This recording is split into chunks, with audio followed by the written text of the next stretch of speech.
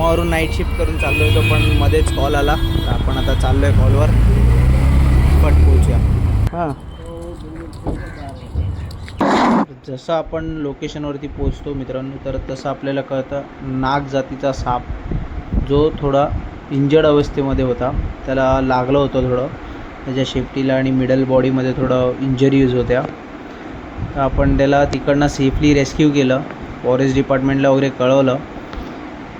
तर तुम्ही बघू शकता त्याला सेफली आपण रेस्क्यू करतो आहे. आता त्याला पण थोडं दुखापत नाही होय अशा प्रकारे आपण त्याला हलक्या ह्याच्यात सेफली रेस्क्यू केलं. तिकडे त्याला थोडं पाणी वगैरे पाजलं आणि बघितलं थोडा अनफिट वाटला मला तो, म्हणून आपण तिकडनं जास्त न वेळ घेता लगेचच आपण तिकडनं त्याला बॅगिंग करून फॉरेस्ट डिपार्टमेंटला इन्फॉर्म करून आपण त्याला एका डॉक्टरकडे घेऊन गेलो. डॉक्टरचं क्लिनिक आहे आपल्या माहीममध्ये, तर डॉक्टर हिना म्हणून, तर तिकडे आपण फटफट जाऊन एक्सरे वगैरे काढला, जेणेकरून समजलं की त्याच्या बोनला वगैरे काही इंजरी नाही. तर तेव्हा डॉक्टरनी त्याला फटफट अँटीबायोटिक दिल्या आणि पेनकिलर दिली इंजेक्शनमधून.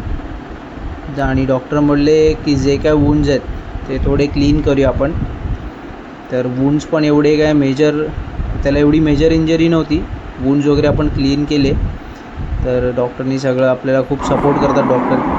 तर 2 दिवस आपण त्याला अंडर ऑब्झर्वेशन ठेवलं होतं. त्यानंतर तुम्ही बघू शकता तो कसा फिट वाटतो आहे आधीपेक्षा, आणि त्याचे वूंड्स पण तुम्ही बघाल तर खूप हील झाले आहेत. आणि जे काय बाकी थोडेफार जे काय वूंड्स होते, म्हणजे जे काय थोडं राहिलं होतं जखम त्याची, तर डॉक्टर बोलले ते त्याच्या नॅचरली ते हे होऊन जातील, प्रॉपर हील होऊन जातील. आपण फॉरेस्ट डिपार्टमेंटला वगैरे अपडेट केली आणि आपण त्याला त्याच्या निसर्गात सोडून दिला. व्हिडिओ आवडली असेल तर नक्की लाईक, कमेंट आणि शेअर करा आणि फॉलो करायला विसरू नका. थँक्यू.